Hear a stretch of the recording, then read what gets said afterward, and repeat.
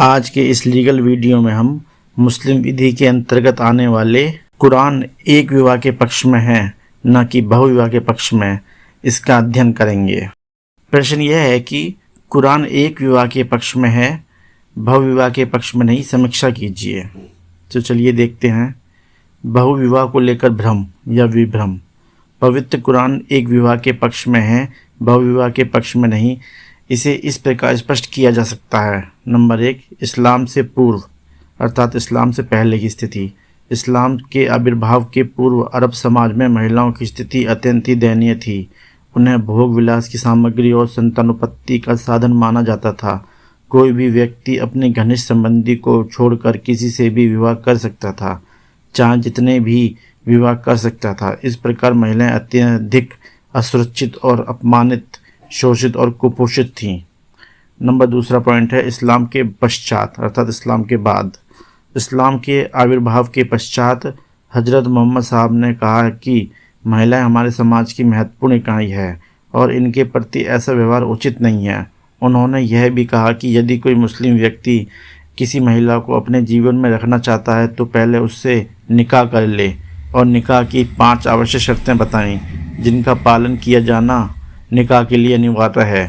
हजरत मोहम्मद साहब ने यह भी कहा कि कोई मुस्लिम व्यक्ति एक समय में 4 विवाह कर सकता है।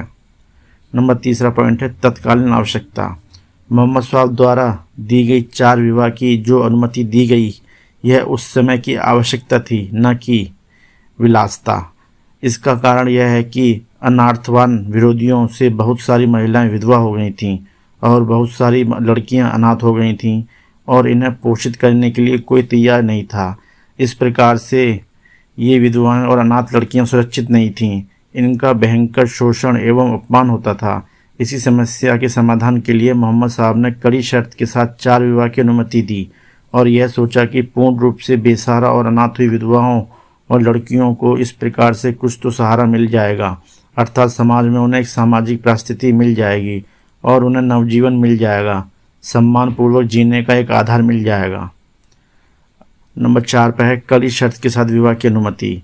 हजरत मोहम्मद साहब ने यह भी कहा कि कोई भी मुस्लिम व्यक्ति एक समय में 4 विवाह कर सकता है, किंतु यदि उसे भय है कि वह उसे समता का व्यवहार नहीं कर सकेगा तो एक ही विवाह करे।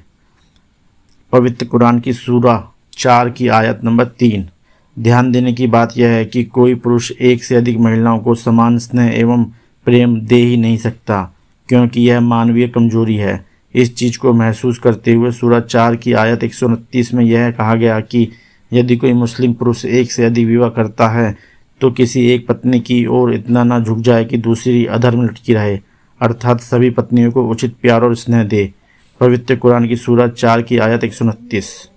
इसी संदर्भ में मुस्लिम विधि शास्त्री फैजी महोदय ने लिखा है कि एक पत्नी का जीवन ऐसा नहीं कर दिया जाना चाहिए जैसे कि सूखी डाली। निष्कर्ष स्वरूप हम कह सकते हैं कि इस प्रकार यह कहा जा सकता है कि पवित्र कुरान एक विवाह के पक्ष में है, बहुविवाह के पक्ष में नहीं। इसलिए मुस्लिम धर्म में जो 4 प्रकार के विवाह को लेकर भ्रम है उसे समाप्त कर देना चाहिए। हजरत मोहम्मद साहब ने इसकी अनुमति उस समय की आवश्यकता के लिए दिया था, न कि विलासिता के लिए। तात्पर्य यह है कि तत्कालीन परिस्थितियों में 4 विवाह की अनुमति दिया जाना निंदा का नहीं, प्रशंसा का विषय है। नोट, इस प्रकार यह कहा जा सकता है कि पवित्र कुरान एक विवाह के पक्ष में है। इसलिए इस बिंदु पर विभिन्न देशों की वर्तमान स्थिति निम्नलिखित है। भारतवर्ष में यदि कोई मुस्लिम व्यक्ति सरकारी सेवा में है तो दूसरी शादी तभी कर सकता है जबकि भारत सरकार की पूर्व अनुमति मिल जाए। ऑल इंडिया सर्विस रूल का नियम नंबर 18 और सेंट्रल सिविल सर्विस का रूल नंबर 8। पाकिस्तान में क्या स्थिति है? पाकिस्तान में भी दूसरा विवाह तभी किया जा सकता है जब आर्बिट्रेशन काउंसिल की अनुमति मिल जाए, अन्यथा नहीं। मुस्लिम फैमिली लॉ ऑर्डिनेंस 1961 की धारा 6 में कहा गया है। ट्यूनीशिया में क्या स्थिति है? ट्यूनीशिया में अधिनियम पास करके यह सुनिश्चित कर दिया गया है कि कोई भी मुस्लिम व्यक्ति केवल एक ही विवाह कर सकता है। टर्की में भी अधिनियम पास करके किसी मुस्लिम द्वारा एक ही विवाह करने को सुनिश्चित कर दिया गया है। ध्यान देने की बात यह है कि जिन देशों में अधिनियम पास करके एक शादी का नियम बना लिया है वहाँ वही नियम लागू होगा, बाकी देशों में कुरान लागू होगा, अर्थात 4 विवाह वाला नियम लागू होगा। उम्मीद करता हूँ ये टॉपिक आपको पसंद आया होगा आपकी सहायता एवं सहूलियत के लिए इस टॉपिक का PDF लिंक वीडियो के नीचे डिस्क्रिप्शन में है। आप चाहे तो वहां से PDF फाइल डाउनलोड कर सकते हैं। धन्यवाद।